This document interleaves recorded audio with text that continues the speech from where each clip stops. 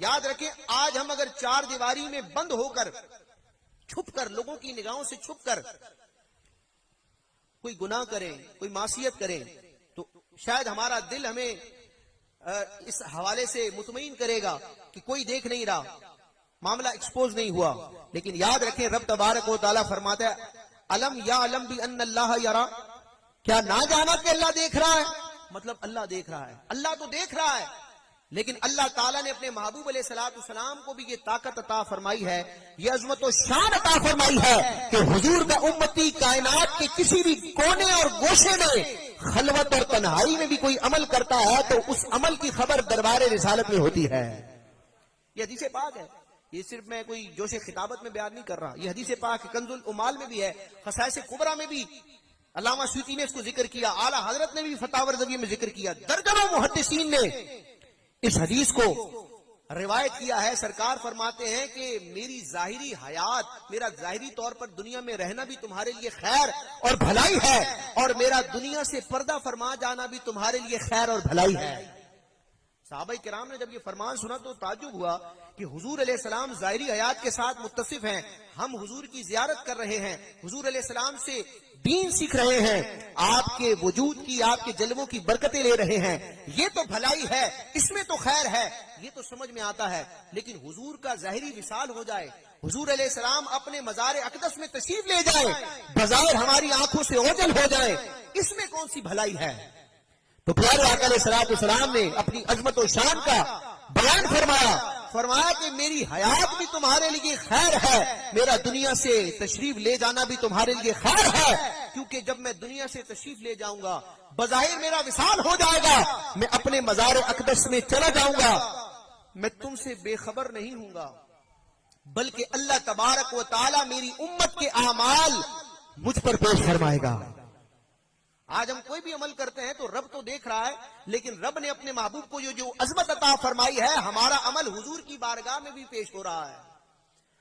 آج اس کے رسول کا تو دعویٰ ہے اور ہونا بھی چاہیے، اس دعوے کے بغیر ایمان مکمل نہیں ہے، لیکن ذرا دیکھیں کہ ہمارے عمل سے، ہمارے قول و فعل اور کردار سے حضور علیہ السلام کو کہیں تکلیف تو نہیں ہو رہی، کیونکہ حضور سب جانتے ہیں، اور یہ حضور علیہ السلام کا مقام و مرتبہ ہے. حضور ہی نے حق کو واضح فرمایا، نیکی کیا ہے یہ حضور نے بتایا، گناہ کیا ہے یہ حضور نے بتایا، بلکہ حضور نے جو حکم فرما دیا اس کی خلاف ورزی کرنا گناہ ہے، اور حضور علیہ السلام نے جس کام سے منع کیا اس کام کو کرنا گناہ ہے.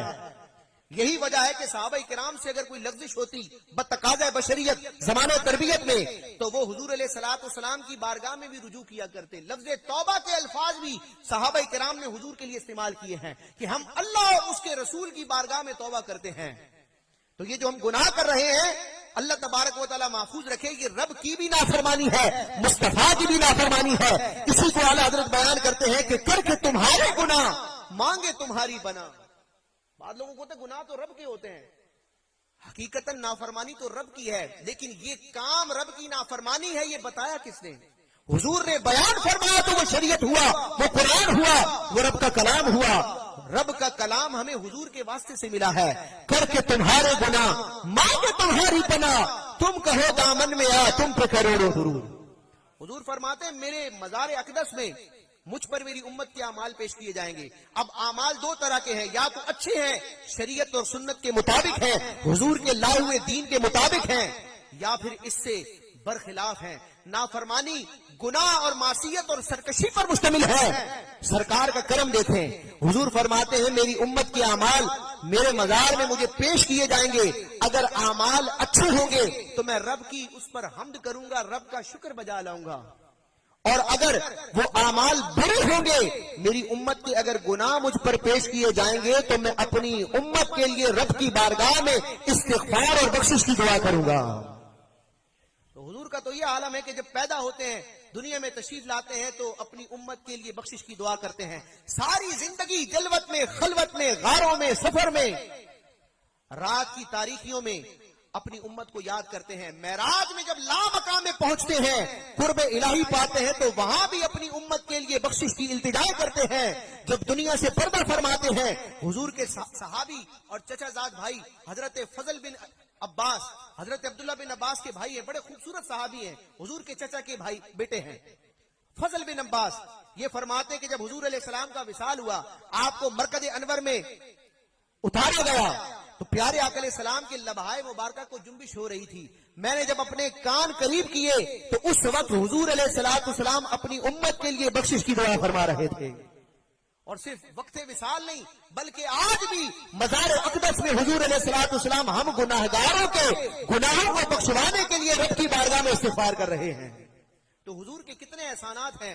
اللہ تبارک و تعالی حضور کی قدر کرنے، آپ کے لائے ہوئے دین کو سمجھنے، اس سے محبت کرنے، حضور کی سنتوں پر عمل کرنے کی توفیق عطا فرمائے. یاد رکھیں دنیا میں بھی کوئی کام نہیں آتا، آسرا دینے والے بہت ہوتے ہیں، لیکن بندے پر جب مصیبت آتی ہے نا تو اپنے بھی پرائے ہو جاتے ہیں. لیکن دنیا میں نزا کے وقت، قبر میں، برزخ میں، حشر میں، ہر جگہ جو ہستی کام آئے گی وہ اللہ کی عطا سے پیارے مصطفیٰ ہیں.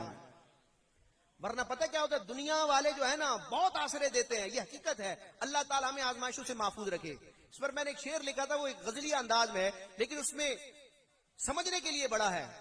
گردش و ابتلا میں ہمیں دیکھ کر، گردش کا مطلب ویسے تو گھومنا ہوتا ہے، لیکن خدا نہ خواستہ حالات خراب ہوں، بندہ کرائسس کا شکار ہو، آزمائشوں میں مبتلا، تو کہتے ہیں یار گردش کے ایام ہیں، ایام گردش ہیں. میں گردش میں ہوں اس وقت. اور ابتلا عربی کا کلمہ ہے، ابتلا کا مطلب آزمائش اور مصیبت ہوتا ہے.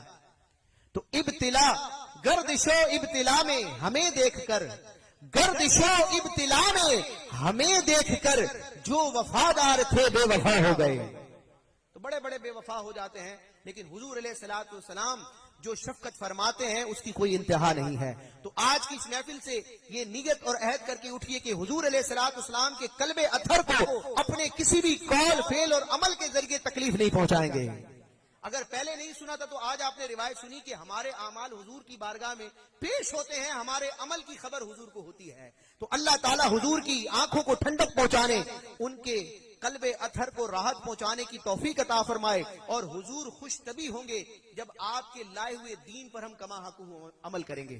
امیر اہل سنت نے الحمدللہ اسی انداز کو لے کر دین متین کی خدمت کا یہ ایک عظیم کاروان چلایا ہے کہ سنتوں اور شریعت پر اس انداز میں عمل کرنا ہے کہ ہمارے کسی قول فعل سے حضور کو تکلیف نہ ہو، بلکہ حضور علیہ السلام جو ہمیں ہر حال میں یاد رکھتے ہیں، آج بھی اپنے مزار اقدس میں ہمارے لیے بخشش کی دعائیں کرتے ہیں. تو اللہ تعالی ہمیں بھی حضور سے وفا کرنے کی توفیق عطا فرما ہے. یہی امیر علیہ سنت کی خدمات کا خلاصہ ہے، یہی فکر رضا ہے. اعلیٰ حضرت فرماتے ہیں جو نہ بھولا ہم غریبوں کو رضا، جو نہ بھولا ہم غریبوں کو رضا، یاد اس کی اپنی عادت کیجیے. اللہ تعالی ہمارے کردار، گفتار اور انداز سے ہمیں ایسا بنا دے کہ ہمیں دیکھ کر لوگ حضور علیہ السلام کی سنتوں کو یاد کریں. نیت کیجئے کہ انشاءاللہ اپنے ظاہر اور باطن کو شریعت کے تابع کریں گے، شریعت کے مطابق انشاءاللہ اپنی زندگی گزارنے کی کوشش کریں گے.